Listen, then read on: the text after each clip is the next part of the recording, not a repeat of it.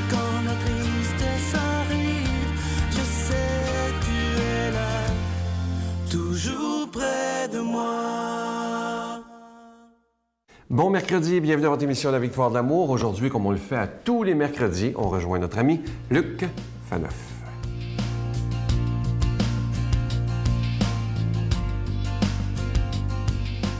Bonjour, heureux de vous retrouver pour notre rendez-vous hebdomadaire. Merci pour votre belle fidélité. Merci pour votre soutien à l'œuvre aussi de la Victoire de l'amour. C'est vraiment grâce à vous, chacune d'entre vous, votre générosité, qu'on peut continuer ce magnifique ministère sur les ondes, sur Internet, depuis déjà quelques décennies.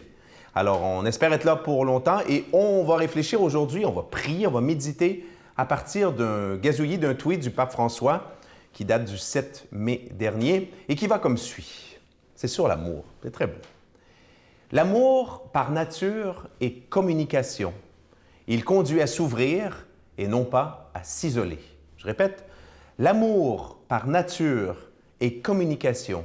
Il conduit à s'ouvrir et non pas à s'isoler. Commençons par un petit rappel. Vous êtes habitués d'entendre « Dieu est amour, Dieu est amour, Dieu est amour, Jésus est amour ». Bien sûr, c'est là l'essentiel en trois mots de toute la Bible, entre tout le Nouveau Testament. Dieu est amour. Voilà la bonne nouvelle. Puis remplacer amour, grâce au pape François, par le mot miséricorde. Dieu est miséricorde. Voilà le message de l'Évangile résumé en 3 mots. Mais ce qu'on oublie un peu, parce que ça fait appel à de la théologie un peu spéculative, de réflexion, c'est que le Dieu chrétien, ce n'est pas un Dieu solitaire. C'est un Dieu trinitaire. 1, 2, 3, n'est-ce pas? Père, Fils et Saint-Esprit, qui est la relation d'amour, comme le disait Hélène, la tendresse de Dieu, n'est-ce pas? La tendresse éternelle entre le Père et le Fils. Donc, notre Dieu n'est pas seul. Et là, quand on comprend cela, parce que la révélation nous l'enseigne, Jésus nous l'a enseigné, parce qu'aucun être humain aurait pu comprendre qu'en Dieu, en un Dieu unique, il y avait 3 personnes, Père, Fils et Esprit Saint. Ça prenait une révélation pour comprendre quelque chose qui, en apparence, nous paraît illogique. Normalement, 3 fois 1, ça ne donne pas 1, ça donne 3. Mais dans le mystère de Dieu, 3 fois 1, ça donne 1. Père, Fils et Saint-Esprit. Si Dieu est ainsi, c'est parce que Dieu est éternelle relation. Et si on dit après ça que Dieu est amour, en toute logique, on comprend bien que l'amour est une éternelle relation entre des personnes. Et quand on a compris ça, bien évidemment, l'être humain qui naît du mystère de Dieu, bien, on reçoit là, forcément, puisqu'on est à l'image de Dieu, notre vocation. Notre vocation, c'est d'aimer. Et de la même façon qu'au sein même de la Trinité, personne n'est seul. Mais sur Terre, de même aussi, l'être humain, on n'est pas fait pour être seul. On est fait pour entrer en relation.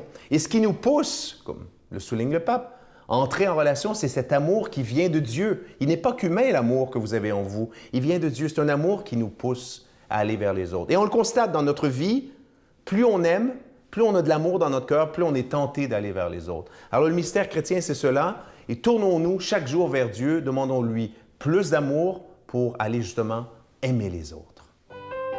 Notre Père qui es aux cieux, que ton nom soit sanctifié, que ton règne vienne, que ta volonté soit faite sur la terre comme au ciel. Donne-nous aujourd'hui notre pain de ce jour. Pardonne-nous nos offenses comme nous pardonnons à ceux qui nous ont offensés. Ne nous laisse pas entrer en tentation, mais délivre-nous du mal, car c'est à toi qu'appartient le règne, la puissance et la gloire pour les siècles des siècles. Amen. La Victoire de l'amour vous invite à sa retraite spirituelle dans le centre du Québec les 7, 8 et 9 octobre 2016, sous le thème « Le nom de Dieu est miséricorde ».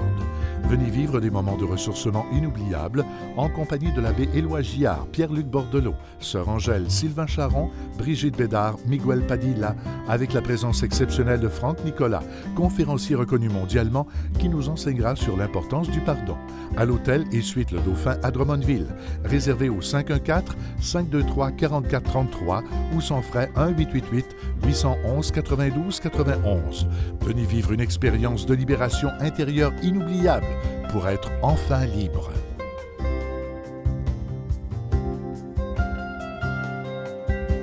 C'est la dernière semaine que je vous parle de ce si beau cadeau du mois. Il s'agit du pendentif de l'Ange gardien. Vous le voyez présentement à l'écran. orné de 4 petites breloques. C'est des belles petites croix. Et au bout, ce petit ange orné de zircon. Alors, c'est le pendentif de l'ange gardien. Il est déjà béni. Je vous rappelle que c'est avec un don de 25 $. Et si vous en voulez 2, parce que ça se donne vraiment bien en cadeau, c'est avec un don de 40 $. Je vous rappelle aussi que si nous devons vous demander des dons pour cette émission, c'est qu'on doit payer pour être à la télévision. Depuis 21 ans, on doit payer pour la production, pour la diffusion.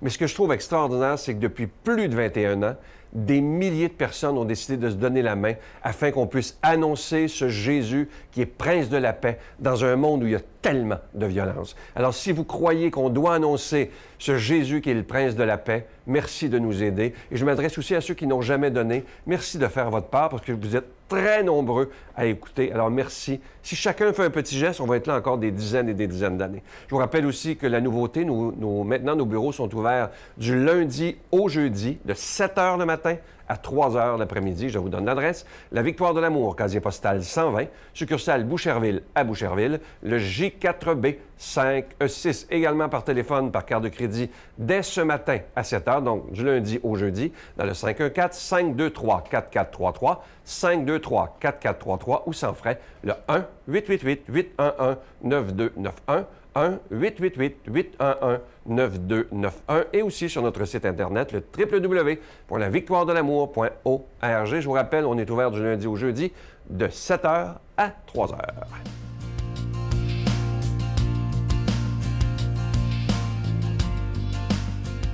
Mon Dieu, donnez-moi la sérénité d'accepter les choses que je ne peux changer, le courage de changer les choses que je peux et la sagesse d'en connaître la différence.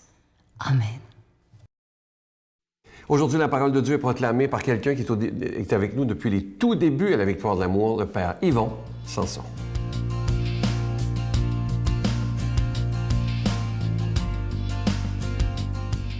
Bon matin à chacune d'entre vous.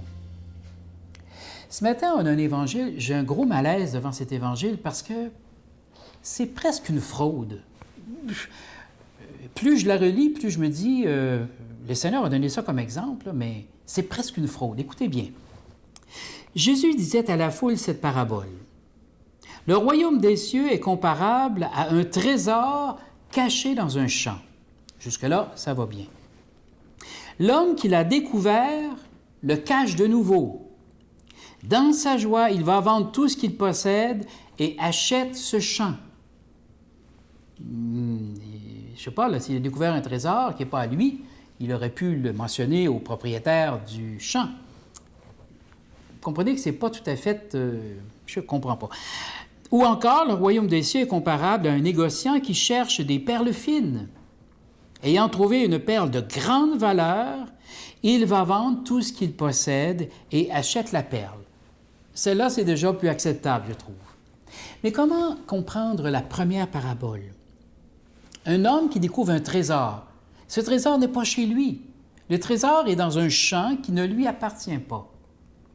Alors, il va vendre tout ce qu'il a et achète ce champ afin que le trésor lui appartienne.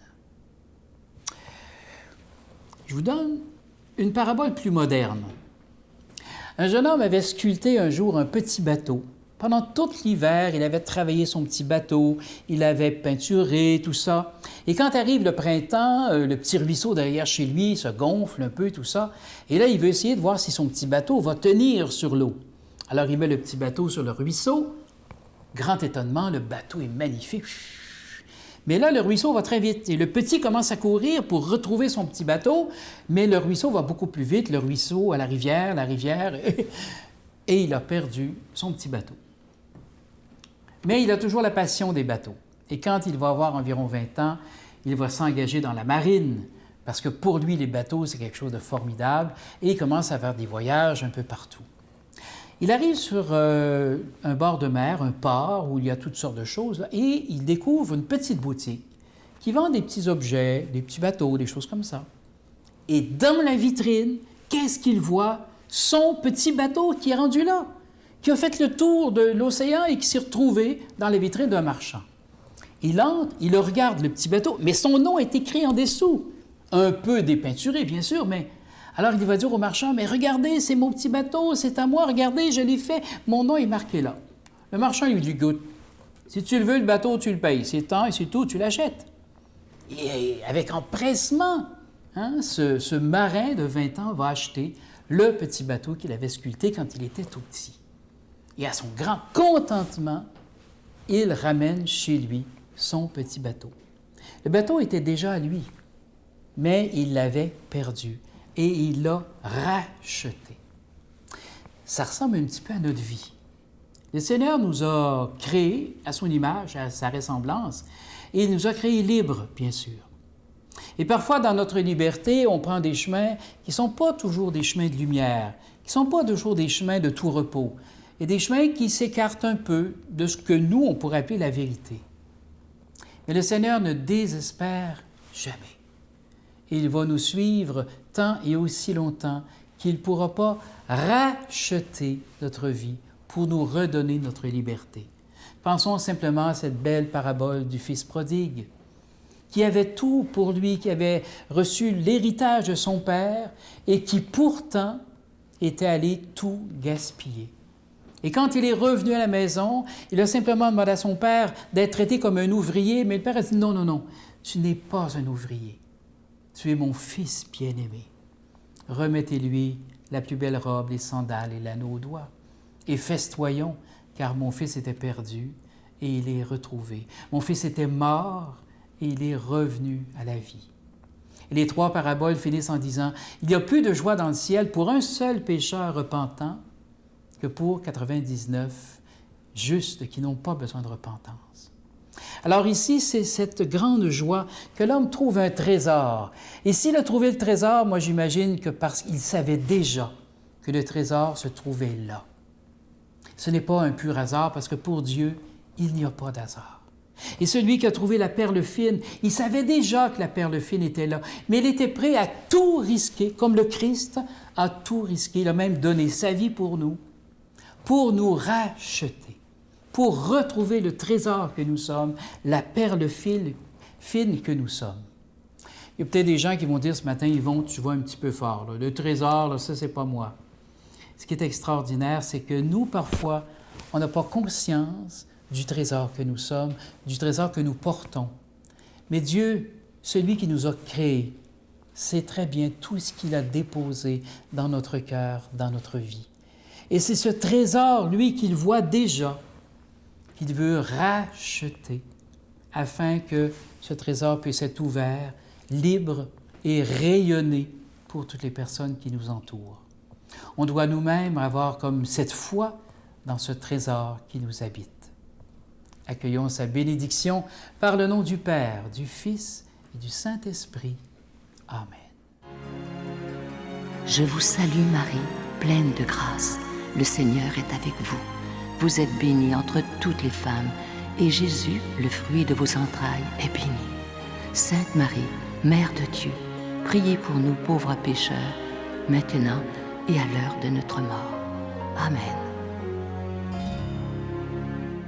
Je vous laisse avec un texte que j'aime énormément. Ça s'intitule « Lettre d'un père à son fils ». « Vis ta vie en ne laissant jamais la peur de la mort envahir ton cœur. Ne contrarie jamais personne sur sa religion. Respecte les autres et leurs choix et demande-leur de respecter les tiens. Aime ta vie, perfectionne ta vie, magnifie toutes les choses de ta vie. Fais que dans ta vie, tu as toujours envie de venir en aide aux autres.